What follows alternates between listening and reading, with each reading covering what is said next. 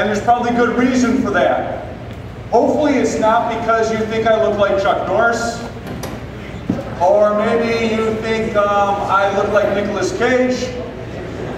My favorite, of course, is when people think Jesus is now in the room. I'm not Jesus. My wife would be the first one to tell you that. My very favorite look-alike that I've ever been accused of, I travel over the country.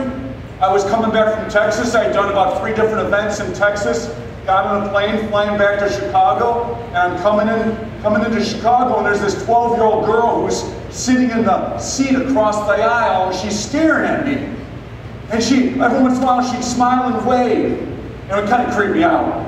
I'm like, what am I supposed to do there, you know? So I thought about waving and smiling back at the 12-year-old girl, but this day and age, when a 50-year-old man smiles and waves at 12-year-olds, he can get arrested. So I'm like, oh my God, what am I supposed to do about this? All of a sudden, we're landing. We hit the runway in O'Hare, and as we're landing, she finally gets the courage, and she looks at me and she says, I know who you are. And I'm like, I don't think you know who I am. And she goes, no, I know who you are. I said, okay, who am I? And she says, you're Billy Ray Cyrus. And I said, I think you mean I look like Billy Ray. She goes, oh no, you're Billy Ray. I said, okay. Her dad is just laughing. And I said, okay. So then, of course, she looks at me and she says, where's Hannah Montana?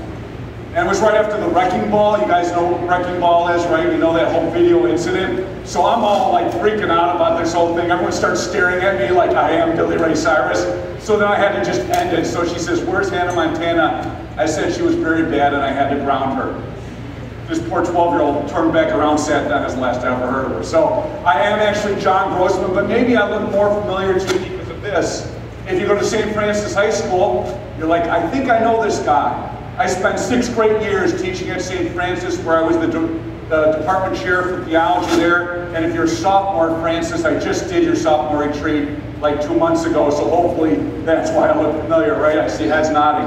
Are there any sophomores from Marmion here? Any sophomores from Marmion? Oh, the same group. So gentlemen, oh man, I hope I don't scare you too much today, because I'm going to see you in 2 weeks. You're coming to my retreat center for your sophomore retreat in 2 weeks, and I'm going to work with you. Mr. Johnson is one of my best friends, and we're going to work a little bit with you guys. So you'll see me a little bit more, but that's going to be more interactive. This is a confirmation talk, but we're going to get you guys actually doing some work. So you might know me from last year. How many of you went to Here I Am, Lord? Anybody go to that? How many people remember me as the homeless guy? So you might remember me from that. Anybody sophomores 2 years ago or freshmen 2 years ago at Here I Am, Lord, you might have heard me give my sex talk. That's a good talk. This guy's like, yeah, when's that start? All right, easy. This guy remembers. There you go. Yeah, there you go. There you go. So I might look familiar to you. I do this work a lot. I am living not too far away. We raised our 3 kids in St. Charles. And it is good to be back in the Tri-Cities. I love coming out here, and I love St. Peter's. I'm so glad I can talk to you guys. Today I'm going to do something incredibly important. And I appreciate Lori Brown. I appreciate her asking you to put your cell phones away. Listen to me. I ask one thing of every group I work with, every time I go out giving talks. I'm going to give about 200 talks this year. I will be in about 120 different cities this year. I ask you to do one thing. Give this a shot. I really don't have 90 minutes left. I have 65, 70 minutes left. I ask you to show me respect. That's it. So if I'm talking, I ask you to be watching, looking at me. I ask you not to have side conversations, not to sneak a quick text. I promise you, you show me respect, it'll be worth your time. I promise you, I will not bore you. I promise that. I promise to make you laugh a little bit. I promise to challenge you a little bit. I promise to grab hold of your heart and soul, shake it up a little bit, and get us to realize exactly what Miss Brown said. This is not a graduation sacrament. I will tell you that our church is screwed up in this way. Our church is screwed up in this way that we have turned confirmation into the last thing you do before you never come back. We've screwed it up. If Jesus had not risen from the dead, he'd be rolling around in this grave. This is not what this is supposed to be, where we force people to come to something so you can get it over with. I see a few parents here. I got to tell you this. I do this talk, I've done this talk probably 150 times.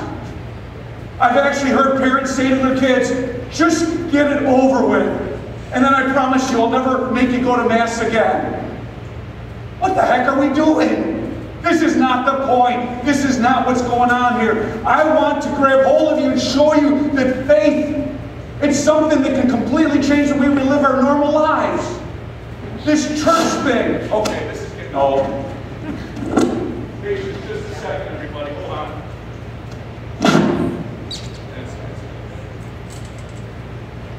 Let's see what happens here. We're going to take a chance.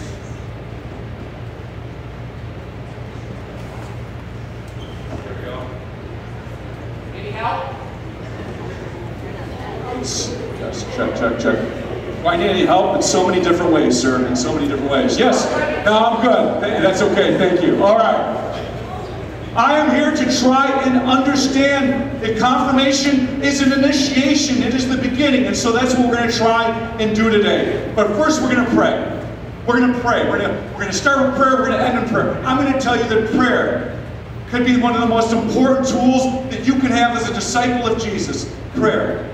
So I am at a retreat center called the Cell Manor in Plano. It was started by Christian brothers. And St. John Baptiste de La Salle, he got some lay men together who would form his first group of teachers. And he wanted these guys to understand that the most important thing they could do is realize they were always in the holy presence of God. Let us remember we're in the holy presence of God. Let us remember, and they would repeat it. Every time they'd start prayer, they'd say, let us remember we're in the holy presence of God. You are in the holy presence of God right here, right now in this gym.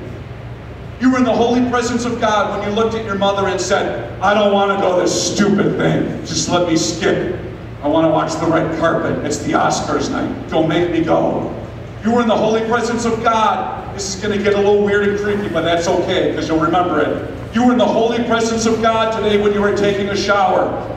Okay, for those of you who took a shower. You were in the holy presence of God. You're always in the holy presence of God. Always. And so the way he made them remember, he made them do this.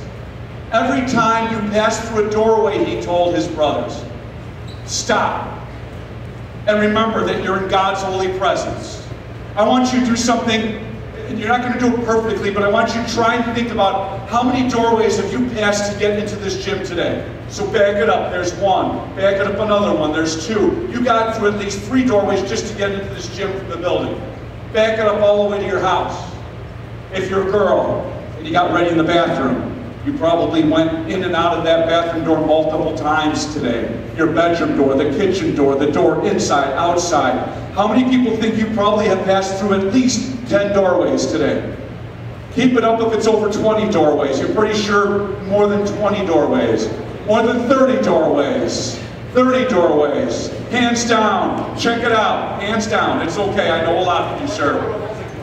If you've been through that many doorways, imagine that you went through a doorway and stopped and remembered you were in God's presence that many times. If we were actually doing that, our whole life would become prayerful. And we realize that we're in God's presence, so we're going to do that intentionally now. Sometimes we'll go to Mass. I'm going to go to your 5 o'clock Mass. I didn't get to Mass yet. I'm going to your 5 o'clock Mass. I hope a bunch of you think about going there too.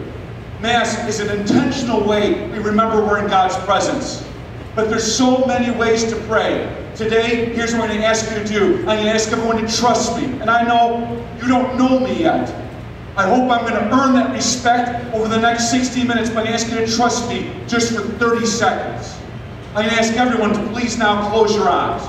Just trust that. Trust that people aren't staring at you. So close your eyes so everyone does it. This is not a time to turn to your neighbor. It's not a time to look at someone. Just close your eyes and trust me. I invite you to do something very simple. Take a deep breath. Not in a silly way, in an immature way. I do this with 5th graders. You guys are way older than that. Take a deep breath and just center yourself, knowing that we are here in God's holy presence. And I want you to think about right now something that you need in your life. Maybe you don't feel very good about yourself right now. Maybe you need self-confidence. Maybe you've got a difficult challenge in front of you. You need courage. Maybe you're bullied in the school that you attend, and you just need to be protected. Maybe your mother and father are going through a difficult divorce right now, and you need strength. What do you need right now? And I invite you quietly in your own mind to lift whatever it is you need up to God, asking God to grant you what you need right now, this day, this hour.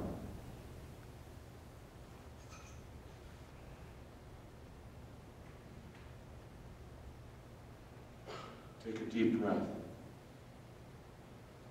Know that the Spirit of God is here now in this gym. I ask the Holy Spirit to rain down upon all of you, to bless you, to bring blessings into your life, to bring that which you need to be your true self. May God take away any stress, worry, anxiety from you. Take a deep breath. Be filled with the Spirit of God. And open your eyes and be at peace.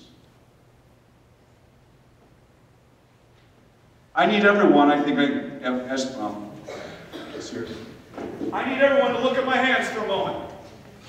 All you need to do, and some of you, you've done this with me before, don't do what I'm doing, just watch what I do. I'm going to move my hands back and forth like this. My Francis friends will know what to do, though. Move my hands back and forth. All you got to do is clap, but only clap with my hands past. Here we go. You got it. Well, don't anticipate. You got to stay with it. You know what it is to be a disciple of Jesus? It's to be tuned in, to be present. So here we go. Only clap with my hands past. Here we go. But wait for it. Here we go. Now you're tuned in. Here we go. And prayer tunes us in. Confirmation brings us the Holy Spirit. And we become plugged into God, this God that brought us here, this God that we'll return to.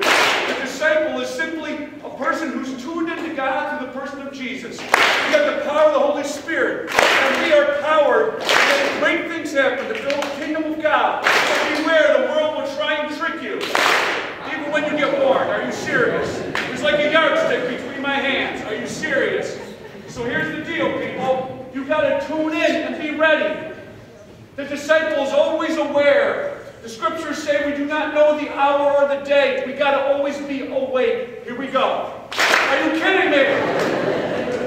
I am going to trick you. The world is going to trick you. You've got to be ready for it. Okay, some of us had too much caffeine today. I will slow it down. Too much sugar. I'll slow down.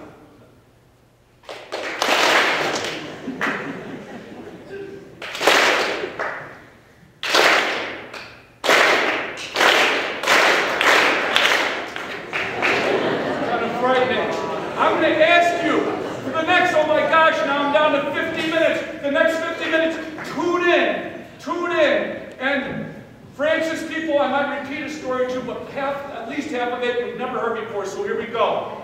Listen, a long time ago, before you were born, before your parents even thought about bringing you into the world, there was a made-for-TV miniseries called Roots. A little baby boy is born in Africa. And the father goes and scoops up his newborn son. It's nighttime, the stars are out. And he carries his newborn son. This is in Africa, and he carries his newborn son under the stars, and he carries him to a cliff. This is the 1970s. You weren't even alive to see this TV show, and yet you're going to know the scene. Because he takes his newborn son, umbilical cord just cut, carries him to a cliff. You think, oh my God, what's he going to do with his son? He takes his son, and he lifts him up at the cliff, face up to the stars, but he doesn't do what Simba got done. He hears these words. His father says, "Behold, Kunta, the only thing greater than yourself. Behold, Kunta, the only thing greater than yourself." In primitive Africa, this is how you consecrated a child.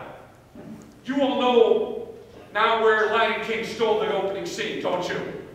They stole it from Roots. this made-for-TV miniseries, years later, 15 years later, Lion King steals it. And what I would tell you is an extremely Catholic ritual. And I will tell you that only Catholics can really get Lion King's opening scene. It makes no sense. The opening scene, Rafiki, the monkey, comes walking in with a walking stick. But in a few weeks, what you're going to see is our bishop walk into the church with his shepherd's staff, a walking stick of sort that ties him back to Peter, the first pope, the first shepherd of the church. Except that Rafiki's walking stick, at the top of it is some grapefruit. The bishop will not have grapefruit tied to the top of his staff, okay?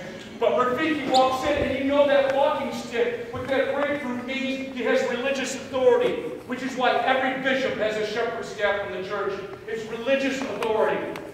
And that monkey will walk in. He comes up Pride Rock, and he comes up to where Simba is, and he does something very strange. He breaks open his grapefruit. He puts his monkey thumb in the juice and then smears it across little baby Simba's head. He smears it across his head. I change that one word and it takes on religious significance. He doesn't smear it, he anoints him. He anoints Simba. Listen, in real Africa, this does not happen. Monkeys don't anoint lions or they get eaten. Something significant is happening. It's a religious ceremony. He anoints him, and then he holds him up at the cliff. I will tell you that what I just described to you already happened to you. It already happened. You have been Kunta Kinte. Go home and tell your parents that. They'll like, what freak did you listen to? I don't know, Mom, but you look like a hippie Jesus, pot smoking hippie freak. I don't know, Mom. I do not smoke pot. I have long hair because my wife thinks I look attractive this way. I'm keeping my long hair. This already happened to you. You too have been consecrated. And you heard about this several weeks ago. Some years ago when you were a baby, you were brought to the church. Your parents loved you so much, they brought you to a church. And they brought you to that church and they were brought to the baptismal font. How many of you remember your baptismal name? Raise your hand. How many of you remember your baptismal name? See, I always make a rule. You cannot be confirmed until you know your baptismal name. All right, we'll go up and look up the records for you guys. Or all you got to know is it's your first name, for crying out loud. Your baptismal name is your first name. How ridiculous is that, huh? Your baptismal name is your first name. You were brought to church, and your mother probably had you in her arms. And then the priest, the deacon, I was baptized by a bishop because we had a bishop in our family. And the bishop held me over the baptismal water. You weren't held over a cliff. You were held over water. Some of this stuff translates religions and cultures. We want to consecrate children before God. And just like that father in Africa held up his son Kunta Kinte towards God and said, behold, the only thing greater than you. We were baptized and reminded where we came from. The bishop took me from my mother. He held me over the water. And then he said something that everyone, this happened to everyone here. The priest, the deacon, or the bishop, they turned towards your parents and they said these words. What name do you give this child? My father said, John. And then the bishop took the water and poured it over my head and said the words, I baptize you, John. You get baptized in your name. Baptize John in the name of the Father, and of the Son, and of the Holy Spirit. On the day you were baptized, the fingerprints of God were placed on your soul. The big fancy Catholic word, indelible mark. Anybody know what the word indelible means? Raise your hand if you think you know what indelible means. This girl right here. Permanent. It can't be removed. It's like a spiritual tattoo on our soul. You belong. You can go home and say, hey, Mom, did you know I have a tattoo? She's going to be like, where'd you get your tattoo? On my soul. See what happens then. You got a tattoo on your soul. It's God's fingerprints. You belong to God. And if you believe what I just said was true, because some of you are like, yeah, whatever. Boy, this guy's kind of passionate, isn't he? If you believe what I just said was true about you, gentlemen, men, you'd walk around the school differently if you knew who you were. We wouldn't be so worried about impressing people, making sure everyone likes us, Because guys who know they come from the one true living God, they walk differently. They talk differently and they live differently. Gentlemen, we would be different men if we simply knew where we came from. And guys who know where they come from have a better idea of where they are going. Girls, I'll say the same thing about you, but I'll twist it just a little bit. Ladies, if you knew who you were, if you believe what I said was true about you, that there is God who made you and then there's you, that's how important you are, one day, ladies, you might have a boyfriend. But never again would you ever need one. And there's a big difference. I will make my point. How many girls here, raise a hand, if you know a girl who, if they're not dating some guy, they don't feel significant or important? Raise your hands high. Guys, do you know any girls who are like that? Raise your hand high. And then I want you to take a look around, because there's a lot. And it's a lot more, guess what, not a surprise, in high school than the 8th grade. So everyone look at me. This religion stuff is not just for the church. I will reverse it. And I'll get Miss Brown very nervous for about 2 seconds, and then it'll be okay. I will tell you the point of this is not to go to Mass. The point of Mass is to be kicked out and go into the world and build the kingdom. I'm going to twist it. The point of confirmation is not to become religious, not to become spiritual. You already are spiritual. It is to get our spirituality out into the world and build the kingdom of God. The point isn't to get confirmed. We get confirmed so we can be empowered by the Holy Spirit to live different lives. This faith stuff is real stuff. And we've got to start seeing it differently. So y'all got a baptismal name, and now you got to think about what your confirmation name is going to be. What will your confirmation name be? How many of you here like, and this is a big resurgence in the movies right now, how many of you do like superheroes? Like you like the Spider-Man series, you like, I've been still reading comics and not afraid to admit it, huh? Superheroes are huge right now. So huge. And watch, next year, there's going to be even more superhero movies. But what you probably aren't realizing, although my guess is knowing some of the people I've met, my guess is they are talking about it like this, we've got superheroes in the church. We've got holy men and women, saints. Some who've been canonized, some who have yet to be canonized, and some who are just good holy men and women. And your confirmation name is going to be one of those superheroes. How many of you already know what your confirmation name is going to be? About half of you. Good for you. I want you to think about that confirmation name. I want you to think about someone that you want to look up to. Someone that you want to admire. Someone who's got qualities like you want to have in your life. Many people will pick famous people, like St. Francis of Assisi, one of my favorite saints. How many of you got a statue of St. Francis somewhere in a garden in your house? Your mom's got a St. Francis garden statue. And there's a few of us here. Some people think St. Francis is this really nice, soft saint. He was a tough guy. St. Francis was a warrior. St. Francis went to war. He went to war and he was injured. And it was when he came back from war that he had a complete transformation. He was a tough, hard guy who completely confronted the church. Challenged the church in its materialism.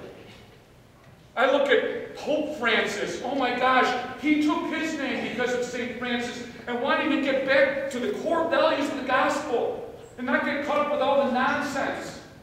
Maybe we'll pick someone famous like St. Francis who talks about peace, who talks about getting back to the environment and nature. Maybe you'll take a more obscure saint you might not know. I love Maximilian Kolbe. You want to talk about a rebel. Maximilian Kolbe, unbelievable. A Polish Catholic priest in Auschwitz in a Nazi concentration camp. And Maximilian Kolbe, what had happened is someone had escaped. And the way that was dealt with is you killed some prisoners. And so some prisoners were picked to be shot that day. One particular prisoner begged for his life. He says, I have children. Please don't kill me. And this little Polish priest stepped forward and said, take my life, let him live. He became a martyr for the faith and for the church. He sacrificed himself. Maybe you want the kind of courage to stand up for what you believe in. I used to teach at Marmion. I didn't just teach at Francis. I also taught at Marmion in the mid-90s. I taught at Marmion, and when I taught at Marmion, what I so appreciated about that school is that you guys learn there that there's certain things that are worth standing up for. You know that the saying, stand for something or fall for anything, is more than a bumper sticker, huh? It's a way of being. It's a way of thinking. And I can't tell you, Marmion guys, but all of us can benefit from this.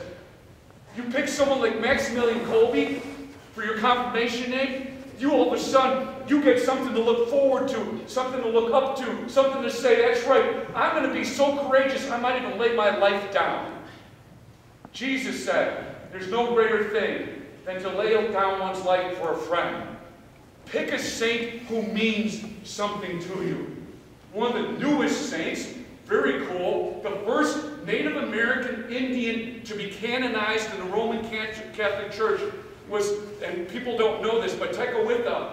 What you might not know, you can go to Tekakwitha Woods, not far from here, right? Named after that great saint. That little girl had a horrible life growing up. Some of you have had to grow up faster than you should have. Some of you have come from some pretty messed up family situations. You would understand her. She lost her mom to smallpox when she was a little girl. She fought through smallpox herself. She would end up becoming adopted. At 20 years old, she had a complete conversion to the Catholic faith. She would end up dying at age 24 years old. She is the newest, one of the newer saints, and canonized our own American person, huh? Maybe you'll pick someone like that. I encourage you, if you don't have your confirmation name picked yet, don't just pick a name that sounds cool. Pick one with meaning. Just Google. You guys have such better opportunities than I did. You can actually Google young saints. Saints that had courage. Saints that martyred them, that got martyred. Saints, and put in whatever the adjectives are. Find a saint that connects to you. I did something kind of weird. Because confirmation leads back to baptism, I kept my name as my confirmation name. My name is John. My baptismal name is John. My confirmation name is John. I was the only one in 8th grade who did it because I was a weirdo. I was not your normal 8th grader. And when my religion teacher said baptism starts at confirmation, completes would start baptism, she says, if you want, you can keep your baptismal name. I'm like, that's cool. I love my name, John. Why do I want a new name? I kept my name, John, and that's a legitimate thing that you could do. So my baptismal name and confirmation name is John. But put some thought into it. Can I tell you what? If confirmation is stupid and a waste of time, then you change it. You got the power to make it whatever you want to make it. So make it something. Make it meaningful yourself. Pick a name that means something special to you. Confirmation name. Whatever you pick, it's got to get us on that road of faith. All right, do I have it? Where are my sophomores? Raise me your hand if you're a sophomore. Okay, sophomores. How many of you already have your driver's license? A bunch of you. Okay, so almost everyone back here has a driver's license. How many of you would like a driver's license? You want keys to drive? Do you guys have your own car? Do you really? That's kind of awesome. Okay. Can I tell you what, guys? My first car, I paid $750 for. It was a Delta 88 Oldsmobile. It was a tank. It had dents all over it. It was a junker car, and yet, if you ask me what my favorite car I've ever had, and I've had a lot of new cars now, that's still my favorite, because often, your first car is like your first love. You just never forget it. But the fact is, getting your driver's license, it's tough today. Well, how many hours you got to put in now? Is it 50? Is that right? You got to put 50 hours in. That's crazy, totally crazy. I'm going to find out how badly the rest of you want to drive, so just play along with me for a minute. You want to get a driver's license, okay. Before you do it, you should probably know some basics. How many of you who are not have your license yet, how many of you know the difference between the brake pedal and the gas pedal? How many of you know the difference? All right. Okay. One ignorant Marmion kid. Okay. I want to know how you know the difference. How many of you know the difference because you went online and looked? Please don't raise your hand if that's true. Hopefully you didn't go online. How many of you actually said to your mother or father in 8th grade or freshman year, Mom, Dad, can you tell me the difference between the brake pedal and the gas pedal? Okay, 2 people, all right? Not too bad. How many of you knew it when you were a kid? How many of you would say a lot you learned by watching your moms and dads? For better and for worse. How many of you have parents who speed? How many of you have parents who do not use their turn signals? How many of you would say, I'm probably going to be a better driver than my parents? Holy cow, that's a lot of hands. All right, check it out. I thought the same thing you did. I thought the same thing you did because check it out. My dad, well, let me tell you, my mother's perspective. My mother said I was almost born prematurely multiple times because my dad loved to speed. And my mother said, well, my dad, please do not do this. My dad, I guess, loved to go as fast as he could, hit the railroad tracks and see if he could get his car airborne. This is the father I would learn driving from, okay? So as the driver's ed teacher is saying whatever they're saying, here's my dad. Yes. Yeah, yes. Here's my dad, right? I'm learning all this watching my dad. I'll never forget, I used to think I was smarter than my father, and you do. How many people are pretty sure you're smarter than your mother and father? Pretty sure. You will be smarter than your mother and father until college, then you realize they're smarter than you think. But I remember in 8th grade, what I realized is my dad wasn't cool anymore when I got to be 8th grade. I realized it one day when I saw my dad cutting the grass. My dad was cutting the grass, he's wearing shorts, gym shoes, and dark black dress socks. Like, oh my God, my father is a dork, all right? My dad, though, my dad would teach me many things, some good, some not so good. I remember thinking I was smarter than my dad, and I realized we had a Chevy Impala station wagon for the adults there, 1973 Chevy Impala station wagon, which is like from the bleachers to here. I mean, it's like a boat. So my dad is not using his turn signals. A bunch of you said your parents don't either. And he's like, and I said to my dad, you gotta use your turn signals, you gotta check the blind spots. My dad's like, son, let me explain something to you. I'm like, okay, Dad. My dad says, son, this car is like a boat.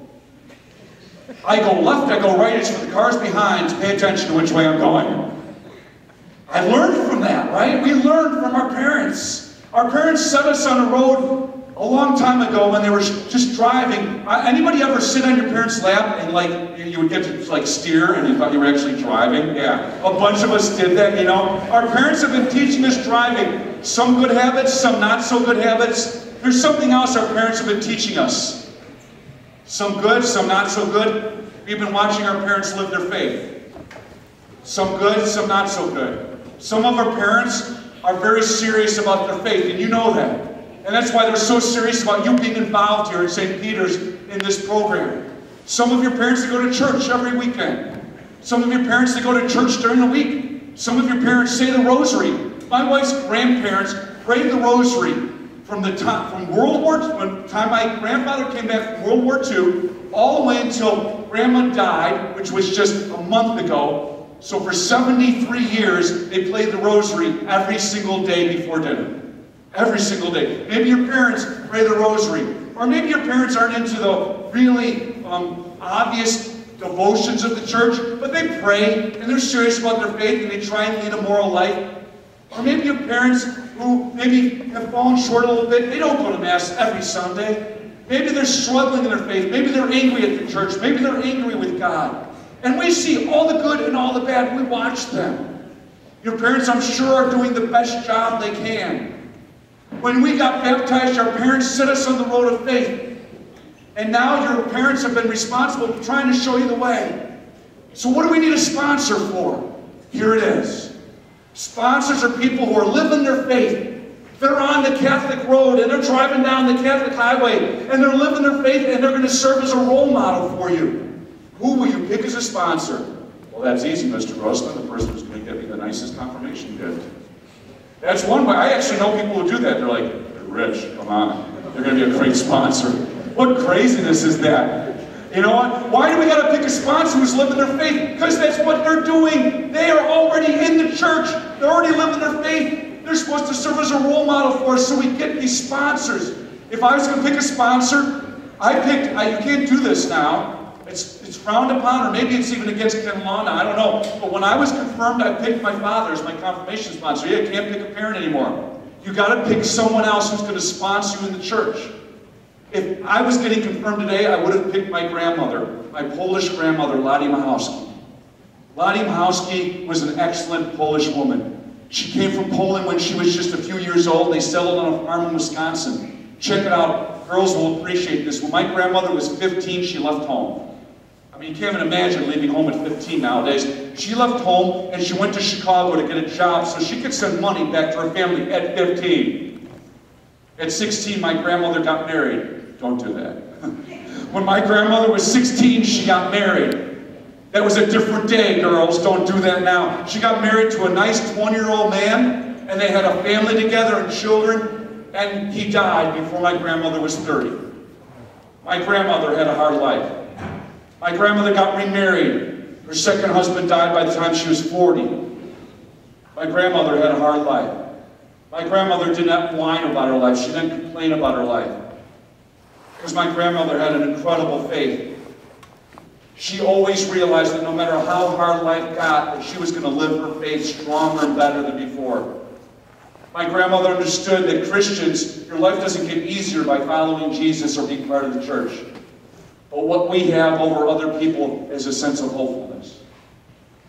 My grandmother realized you don't get saved from suffering. Instead, we get saved through our suffering.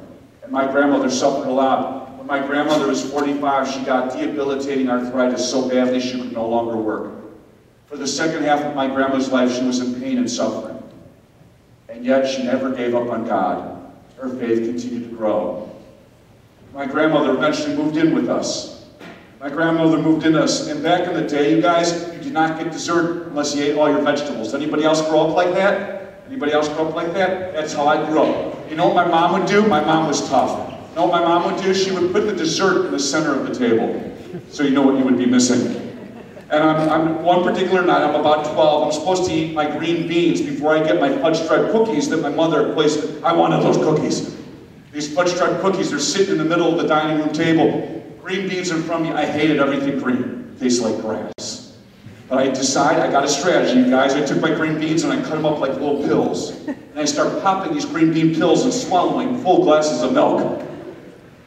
I think I filled up on my milk because I couldn't eat all my green beans. Here's the thing, you guys. I thought, I ate half my beans, what should I get? Thank you, I should have had, whoever said that, I should have used my attorney. Because you see, no way, not in my house, not when your mother is Polish, your grandmother's 100% Polish, and your dad is German and Russian Jew. I got the Eastern Bloc of Europe around my cookies. There'll be no cookies for Grossman. And I, of course, I'm so ticked off because had I known that it was an all or nothing proposition, I would have had none of the green beans. I go storming away from the table thinking my parents are the Antichrist. And I go storming away from, I'm going to go pout in my bedroom because I think my parents are jerks. And as I get back to my bedroom, I hear my grandmother, Lottie Machowski. She calls out to me, she's like, Johnny, come here. I look down the bathroom hallway, and there's my grandmother. She's hiding in the bathroom, which is kind of creepy, but when you're 12, you do what grandma says. So I go walking over there. I'm not making this up, totally true. I make the mistake of getting too close to the entrance. Because as I lean into the bathroom door, my grandmother's arm comes out. She grabs me, pulls me into the bathroom, slams the door, and sits down on what clearly is her throne. So now I got my Polish grandmother sitting on the toilet. I'm in the bathroom with her. This is awkward.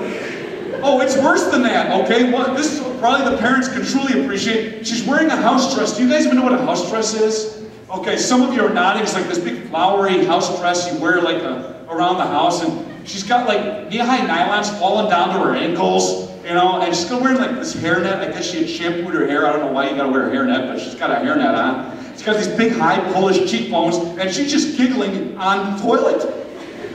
And I'm like, I want this over with. And I think my grandmother, of course, is just gonna like yell at me for storming away from the table and being rude. Because what grandmas do, they reinforce hopefully what parents are doing. So I'm standing there and I'm like, Grandma. And he's like, what's this got to do with confirmation? I'll get there, buddy, relax. So I'm standing there and I'm like, Grandma, what? Waiting for her to yell at me, she starts giggling like a schoolgirl. All right, I feel even more uncomfortable. I'm like, what, Grandma? And my grandma looks up at me, and this is what she says. Lottie Mahowski. She looks at me and she says, Johnny, Johnny, Johnny. Yeah, Grandma? She says, you came close enough. What are you talking about? She reaches into her dress pocket, pulls out a fudge stripe cookie she had smuggled from the kitchen. She holds up the fudge stripe cookie and says, Johnny, take the cookie. For crying out loud, you came close enough. Of course I took the cookie. I gobbled it up right there in the bathroom, and then we left one at a time so there'd be no suspicions, of course. And I thought on that day that my grandmother was the most wonderful woman in the whole world. And she was. But when you get older, you guys, this is what happens. You start thinking about stuff and what it really meant. See, I would pick my grandmother, Lottie Mahowski, as my confirmation sponsor because my grandmother on that day taught me what God's grace looks like. My grandmother was the best Catholic role model I could ever think of. My grandmother, not by being religious, listen to me and look at me right now, this is so important. Not by doing something super religious. Sneaking a fudge stripe cookie into the toilet? Really, Mr. Russman? That's the confidence. Yes. My grandmother taught me. My grandmother was religious. She said the rosary. She had a little, what's called the Infant of Prague in her living room. My grandmother when she couldn't go to church anymore, she watched Mass every Sunday on television. My grandmother was Catholic, but she didn't have to be preachy to be Catholic. My grandmother's greatest religious lesson she ever gave me was giving me a cookie I didn't deserve. You see, because John Grossman, I can't do anything to earn God's love, not a thing. When I die, I'm going to heaven. But not because I'm a great guy. Not because I'm holier than anyone here. Not because I'm not a sinner, because I am. My grandma taught me we don't earn our way into heaven. My grandma taught me, even though I didn't deserve the cookie, my grandmother saw through to my heart. My grandmother saw the good boy inside who tried, who ate half his beans for crying out loud. And my grandmother saw the heart and said, close enough, you've earned the cookie. You have someone in your life that while they're not perfect, they might not be some Bible banker. They might not use Jesus language all the time. That's not what we need for a confirmation sponsor. In fact, those kinds of people are fine, but the people I think that are going to make a difference in your life are the real raw people. The people who screwed up a little bit in their life. The people who are short of perfect, but they know it. The people who know that they're a sinner and messed up. I'd rather you find someone who's a recovering alcoholic in your family, who's messed up and knows it. Someone who's lost their job. Someone who knows that they don't have anything but the mercy of God working in their life. Find someone like that, and you've got the best sponsor you'll ever find. You have to find someone who's practicing their faith, I know. But the most important thing is you know someone who relies upon their faith, knowing that it's their faith that saves them, not their own work. You find someone like my grandmother, Lottie Mahowski. It could be an aunt, an uncle, an older brother, an older sister. It could be a teacher, one of the religious ed people here. It could be Deacon Bill Johnson, who's probably been a confirmation sponsor for 100 people by now. You find someone that you know who can be that model for you and get them to place their hand on the back of your shoulder come confirmation. And I guarantee you, a name that means something to you and a confirmation sponsor who's real and living their faith. And all of a sudden this confirmation sacrament is going to take on new meaning for you. And it won't be a graduation, but it's going to mean something very real to you. Wow. I'm not done, but thank you. I'm not done, but thank you. I want to tell you a story. This is based on something that actually happened, but you won't believe me, so I'm going to encourage you when you go home today, Google it, make sure I'm not making it up. True story. How many of you have ever heard of someone by the name of Charles Blondin? B-L-O-N-D-I-N. If you've never heard of this person, look him up. He's amazing. First American to ever cross Niagara Falls on a tightrope. True story. There's black and white photos that prove it. Charles Blondin was going to do one of the most amazing, crazy things someone's ever done. Charles Blondin ties a tightrope from one end of the lower gorge all the way across. And he's going to walk across this tightrope. Now, if you've ever visited Niagara Falls, you know many people have tried crazy things and died. People have gone over in barrels, people have gone over kayaking, and yes, people have tried tightrope walking. And a lot of people die or break bones or are injured. No one had ever gotten all the way across successfully until Charles Blondin. Or if you Google him, you'll find out his name was known as the Great Blondin. He ties a tightrope from one end to the other, and early in the morning he starts to walk across. Reporters came out. Photographers, which is why you can see black and white photos of the event. And he had his own people supposedly selling tickets for his show he was going to do later that evening at some amphitheater nearby. Eventually, he makes it all the way across, and the crowds go crazy. It was a well-publicized event, but no one thought he could actually make it. And when he gets across, everyone starts chanting his name, Blondin, Blondin. And he says to the crowd, this is absolutely true, he says, do you believe I can go back again? And they say, yes, we believe in you, we believe in you. He walks halfway across, and he sits down. He makes himself something to eat, I kid you not. There's a picture of it. He eats it, he gets back up, and he finishes crossing. Now he's just showing off. He gets to the other side, and again, everyone's chanting his name. Blondin, Blondin, everyone's going crazy. He says, do you believe I can go back again? Well, they can't believe it. They can't believe that not only has he successfully gone across once, he's going to go a third time now? And they all start chanting and encouraging, we believe you can, we believe in you. So this time he makes it harder. He gets out a wheelbarrow. He balances the wheelbarrow. There's a photo of this. He balances the wheelbarrow on the tightrope and he starts to walk across. Mothers cover the eyes of their small children just in case. Remember, he is operating with no safety nets. If that wheel of the wheelbarrow comes off even just a little bit, it will take him plunging to his death. But as you can imagine, he gets to the other side. Absolutely true. When he gets to the other side, the crowds have doubled in size and everyone's screaming his name. People are buying tickets. He's sold out. So people can't believe now he's sold out the show. They should be done. But he's going to make his point. The rest of this is legend. He says, do you believe I can go back one more time? And everyone says, yes, we believe in you. We believe in you. He gets out the wheelbarrow one last time, puts on the ropes. He takes a step, and then he pauses. He pauses, and he looks out over the crowd, and he says, who then will get into my wheelbarrow? There were no volunteers that day. No one volunteered. You see, they believed in him, but they had no faith. They believed in him, but they had no faith. In the book of James, it says, even Satan believes in God, so if you do, so what? Believing in God is not the same as getting in the wheelbarrow and placing your faith in God. Confirmation is getting in the wheelbarrow. Confirmation is getting in the wheelbarrow. Every year, Gallup surveys Americans on all sorts of stuff. One of the questions they ask is, do you believe in God? Raise your hand if you want to take a guess at what percentage of Americans say they believe in God every year. Take a while. Need someone to take a guess. Yes. 98% say they believe in God. Someone else. It's a good guess. How about someone else? What percentage of Americans, pretty much every year for about the past 10 years? 80%. He's going a little bit lower. Anybody think it's lower than 80? Think it's lower than 80? What do you think? 65. It sounds like a good number, right? And you, sir?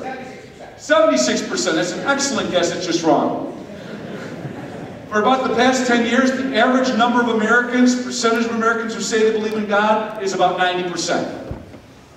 Now, here's the amazing thing. Would you agree? Does it look like 90% of Americans believe in God? A lot of no's, some strong no's from some here. 90% of Americans, you know what? Anyone can say they believe in God. It's another thing to actually say we put our faith in Him. 9/11. America came under a terrible attack, September 11th, 2001. Where did everybody run to that weekend? Take a wild guess. Where did a bunch of Americans run to? The next day, that next weekend, church. Notre Dame, University of Notre Dame, did a study to see how long record attendance at church would go. 2 weeks. For 2 weeks, we were at record attendance, and by the 3rd week, we were back to normal low attendance. 7 in 10 Americans go to church. Excuse me, 7 out of 10 Americans do not attend church. 7 out of 10 do not attend church. You see, we got scared. Oh my gosh, they might blow up something else. Oh my gosh, we're so scared. How terrible. We need God. 3 weeks later, oh, I guess we're okay, never mind. You are being challenged to get into the wheelbarrow, to place your faith in this God, to place your faith in this God. What time do I have? Okay, this is crazy. Here we go. I need 4 volunteers, 2 guys, 2 girls, willing to do whatever I say. You're going to be in a skit. I'm going to embarrass you. All right? You're going to be in a skit. I will thoroughly embarrass you. This guy right here. You know what's coming now. You know what's coming. So come on, I'll let you do it because you kind of know what to do. All right, let's see. Can you control yourself? Yes. All right, I'll use you to control yourself. Come on. I need 1 more girl. I need 1 crazy girl. I don't see any. All right, I'll take this girl right here, so come on up. Thank you. All right, 2 guys, 2 girls. All right, I'm going to ask all of you to trust us here. I'm going to ask everyone to be very respectful. Be very respectful. No talking during this very quick, short, stupid skit. It's very silly, but you can probably imagine that no matter how ridiculous this skit is, I probably have a much deeper meaning to explore once the skit is over with. What is your name, sir? My name's Nick. Nick, I'm going to ask you to do me a favor and stand in that chair without falling over. No problem. All right. You are who? Helmut? Helmut? Is that German? Oh, very good. Helmut? Ellie? Ellie, Aaron, Helmut. Okay. Aaron, Ellie, Helmut. I'll probably forget, but you'll help me. Okay? Some of us in this skit are little children. You're not. All right? What you're going to do is just be an object, but you got to come to life for me when it's time, okay? Yeah. Trust me, you'll know what to do. The 3 of you are these small children. And do not go on the floor. No one will be able to see you. So all you got to do is turn into whatever I say. Do whatever I say. It'll make sense as we go, okay? All right? Helmut, Ellie, and Aaron.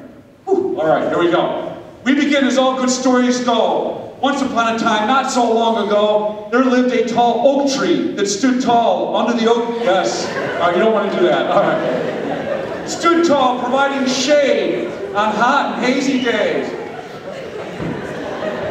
No one spent more time under the great oak than the 3 children that would come to play every day after school. They would skip to the great oak. Nice skipping, Helmut. Their favorite game was tag. All right, shouldn't be so abusive, just tag. And they were only safe if they were hugging the tree's trunk.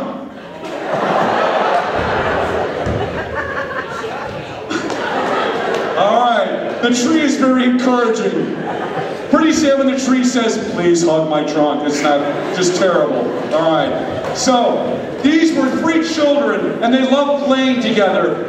But summer would pass and they would go home. They would go home. Summer passed and fall came. Okay, I guess that's what fall looks like. Fall would come, the children loved to play, and this time of year they'd come and they'd like to make big piles of leaves.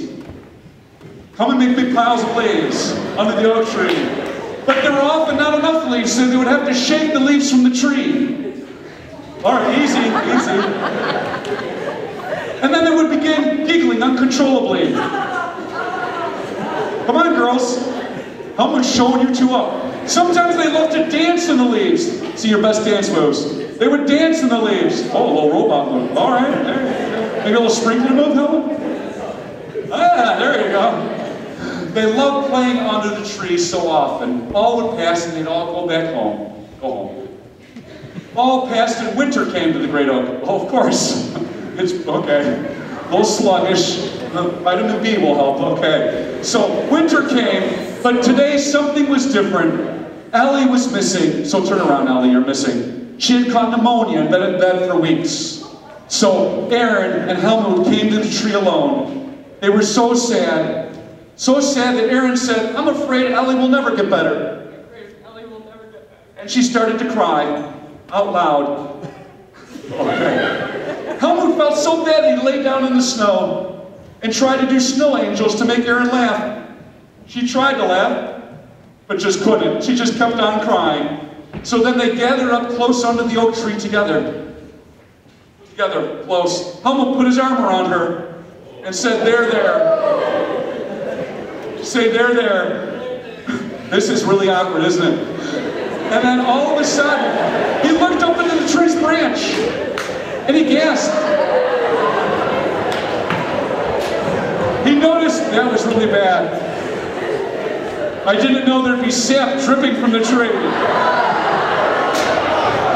Just then, he looked and he saw their initials they carved in the great oak. And seeing those initials carved in the great oak gave them hope somehow. And for a little boy and a little girl, hope is all there is sometimes. He took her by the hand and led her away from the dripping tree as quickly as he could. Everyone was told to close their eyes. Everyone closed their eyes. Close your eyes for a moment. Ellie, go hide behind the tree so no one can see you. Then everyone opened their eyes not knowing what had happened. Spring came to the tree. Okay. And they came to the tree to check out the new blooms on the tree. Helmut and Erin, go check out the blooms. Helmut looked at the tree and said, "Nice blooms." Then all of a sudden, Erin heard something. She thought Helmut had passed gas. But that wasn't it. Sorry, Helmut. That wasn't it. Someone was behind the tree. It was their friend. All of a sudden, Ellie jumped out from behind the big oak. She jumped out. Jump out over here. Erin gasped. Helmut went to throw his arms around his friend. Their friend was back. They danced that day. And the oak tree seemed to smile that day. The end. Give them all a big hand. Thank you.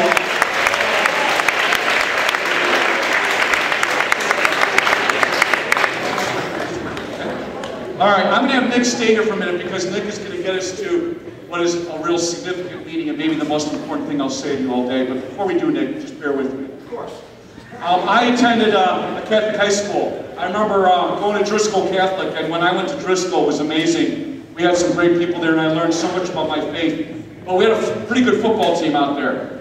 There was a young man, he was a junior, he was a kicker, and he was getting scouted. He was going to get to play college ball, maybe even the pros. It was that good.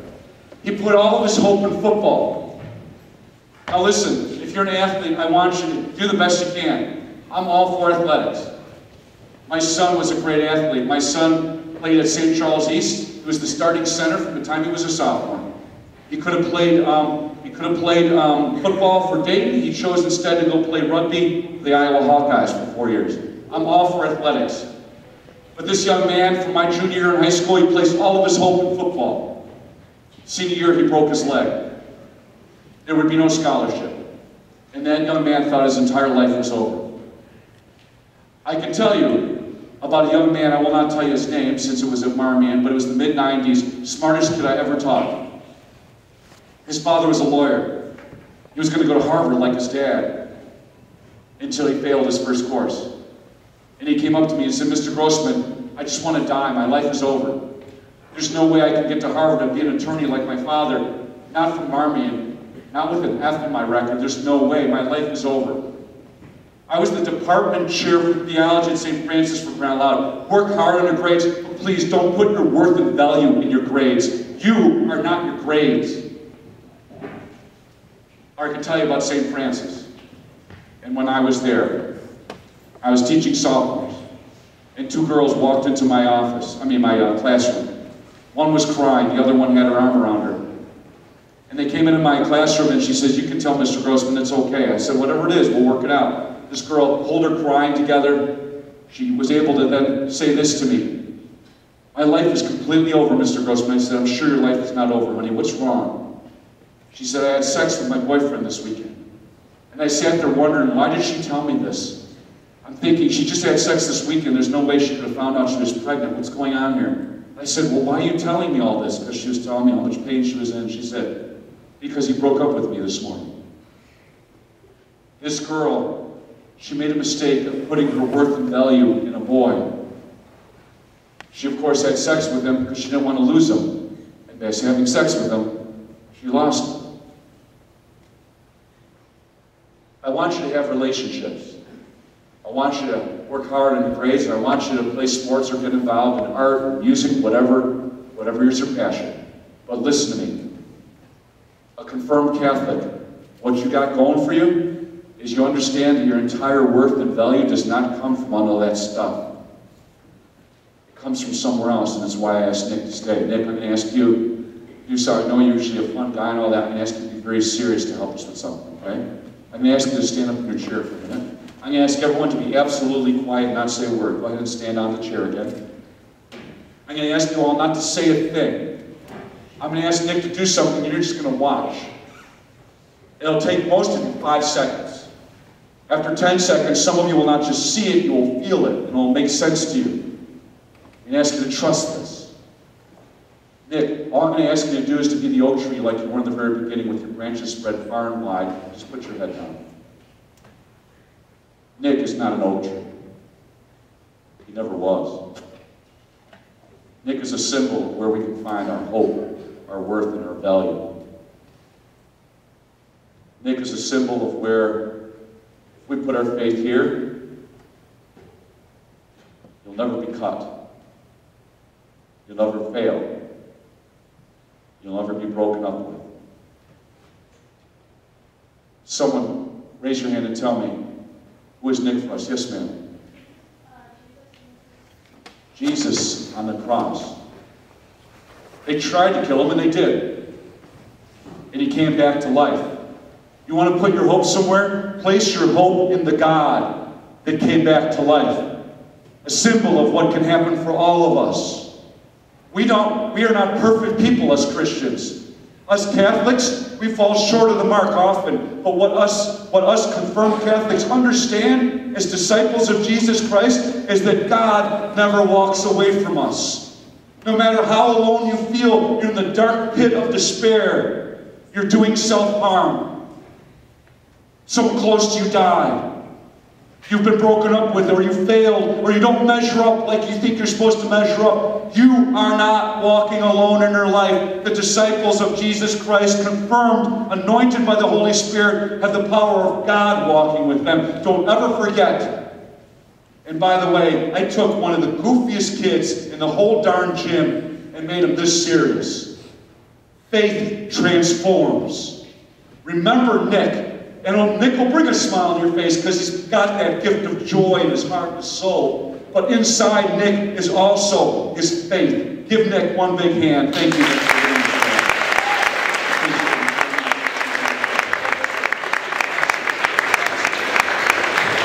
So if I've got your attention now, I'm going to ask you to trust me. I've got 10 minutes left to bring this home. And it's going to start with an experience and end with a story. So listen. I now need you to trust me like never before. The adults are going to think I'm nuts. But what I'm about to do with you is pray. But we're going to pray like you're not used to praying. I'm going to have you do something very powerful. And you just got to trust me and go with it. Just got to trust me and go with it. I'm going to have you close your eyes, but this time it's not going to be for 1 minute. Focus. I'm going to take you on a journey, a spiritual journey inside your mind and your soul. And then, when I let you go, you're going to be on your own. And I'm going to lead you slowly into something called centering prayer. An ancient prayer form that the mystics of the Roman Catholic Church used. St. Teresa of Avila, for instance. And other great holy men and women in the church have prayed like this. I tried this. I couldn't believe I was nutty enough to try it. I did this with 600 high school kids in a setting. And we don't have this much time, and I had them totally silent for 15 minutes. We're not going to do that. We don't have that much time. I took a big chance when I had 140 8th graders in the gymnasium, and the teachers thought I was nuts, and I had them quiet for 15 minutes straight. And when it's over, some of you will have done more than just experience some peace and quiet. Some of you will have a transforming spiritual experience. All you have to do is trust me and let go. I'm going to, in a minute, close your eyes. We're going to do a little deep breathing, which focuses us, centers us, and we stop thinking so much. And then I'm going to have you imagine yourself in a very sacred and holy place, and then I'm going to let you be with God. I'm going to let you be with God in total silence for about 4 or 5 minutes. All you got to do is don't worry about it.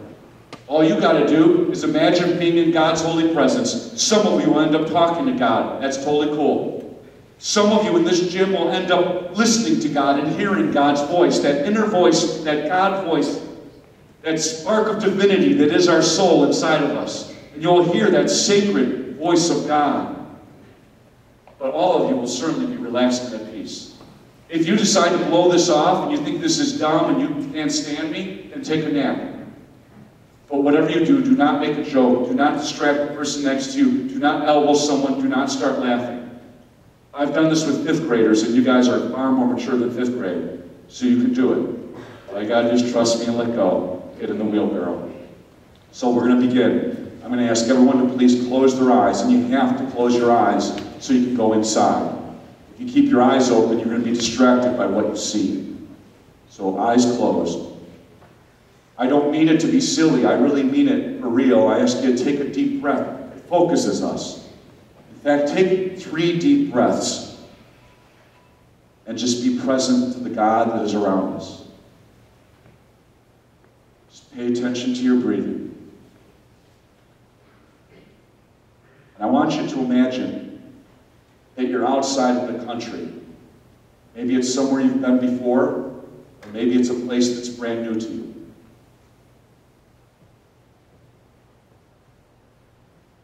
Actually see the landscape, the colors. Out in front of you, there's a path. And there's a sign near the path that has your baptismal name on it. This is your path.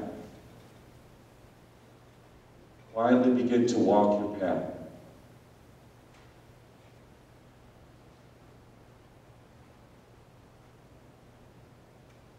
The path is leading you to a small lake. Walk up to the edge of the water.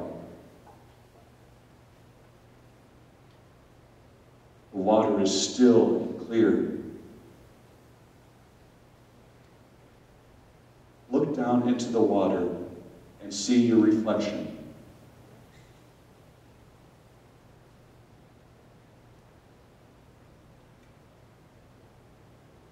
You see that you were made in the image and likeness of God. Your face reflects the holiness of God.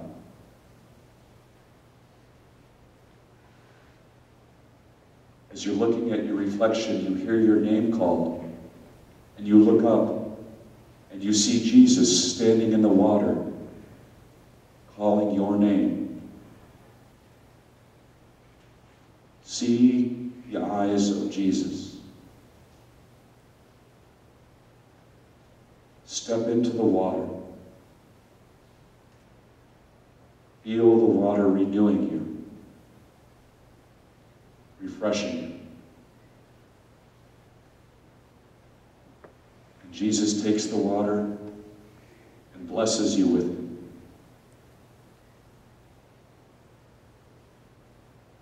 The sun shines down upon you both.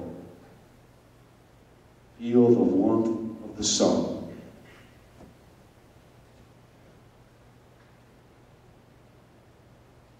Jesus leads you out of the waters back to shore.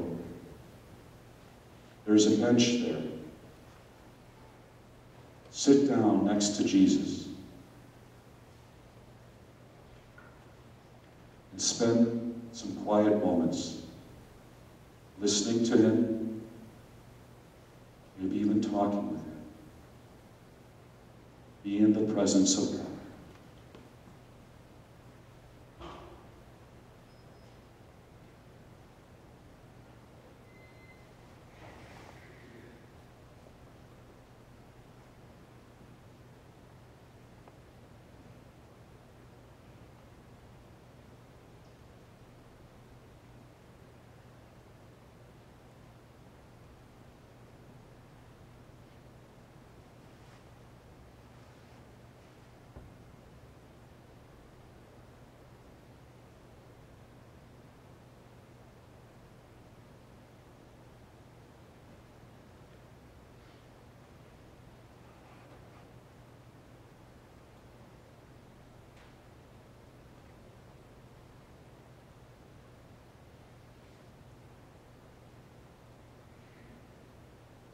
Take a deep breath. Know your breath to be a prayer.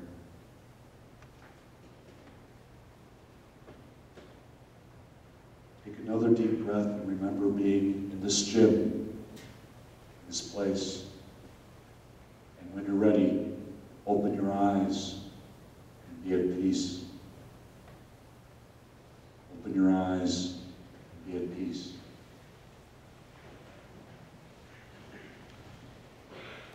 Raise your hand silently if you felt a sense of peacefulness and quiet during that time. Raise your hand if for you it was more than just quiet time, it was something prayerful about it. Raise your hand if you'd like to do that more often. And do it. I will tell you the greatest tool as a confirmed Catholic is prayer. And you guys, that entire prayer, 5 minutes. Imagine if you did that every single day, 5 minutes a day.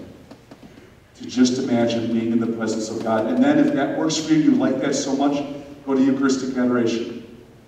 You just sit. Just sit in the presence of God.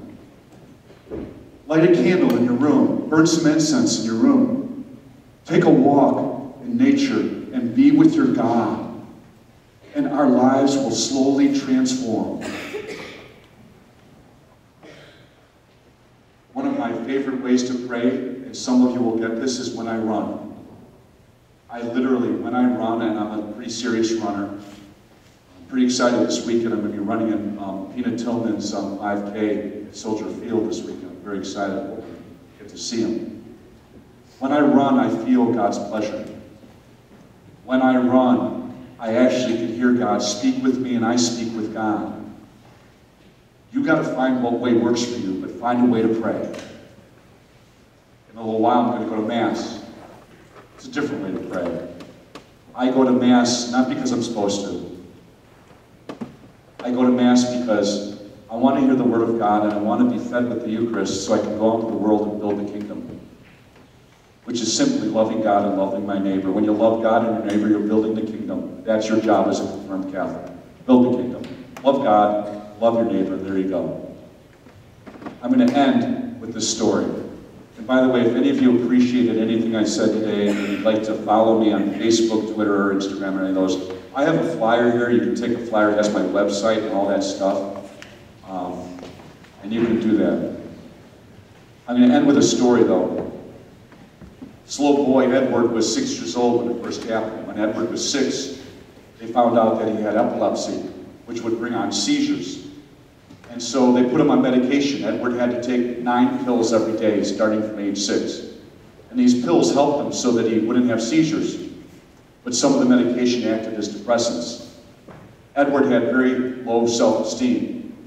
Some of you know this story. It's okay. Edward had very low self-esteem. He'd walk the hallways with his head down all the time. When Edward got to first grade, found out that he couldn't speak very well, they put him in speech therapy. But because he was in special classes, hurt his self-esteem more, and kids picked on him and bullied him. When he got to 8th grade, graduation ceremony, Edward won an award for being the quietest of his 8th grade class. The summer before high school, he was further depressed, but he went to church. Edward had one thing going for him. He had a strong faith life. And so Edward went to church and he prayed, and he heard God say these words, "Don't give up, I have a plan for you." Edward didn't know what the plan was that God had, but he figured if God had a plan for him, he better stick around. So Edward decided that day that he'd stop feeling sorry for himself. Edward went to high school and he forced himself to make friends. And he tried to go out for sports and he tried to build his self-esteem. By senior year, his life was transforming and changing. The boy who couldn't look up in the hallway in high school was now performing on stage in front of hundreds of people in theater productions. Edward would graduate high school, go to college, and of all things, the boy called retarded because he couldn't speak well, joined the speech team in college and started winning awards for his speeches. That's what happens when we put our hope and faith in Jesus Christ. Anything becomes possible when you know God is on your side. I'm here to tell every one of you before I leave, God has a plan for every single one of you. God has a plan for you. It's going to take years before you figure out what exactly it is, but trust that God has a plan for you. Plug into the Holy Spirit, and you will receive those gifts to live a life that's not just joyful, but fulfilled. Of course, as many of you know, Edward grew up to become someone you know. Edward grew up to be me. My middle name is Edward, and I was the boy who had epilepsy, taking 9 pills a day. I was the boy in speech therapy called retarded because I couldn't speak very well. And in 8th grade, I was voted the quietest of my 8th grade class. When I started my own speaking company 25 years ago, I got the award from my mother, who had kept it all those years, to John Edward Grossman, the quietest award. I had that sucker framed. It now sits in my office where I book speaking engagements across the country. 1.6 million people later, I'm living the plan that God had planned for me all along. God has a plan for you too. Confirmation is just the beginning. You're about to be initiated into the Roman Catholic Church and be given the gifts of the Holy Spirit to go make a difference in the world. So go make a difference. Don't graduate. Get busy. God bless you. Thank you very much.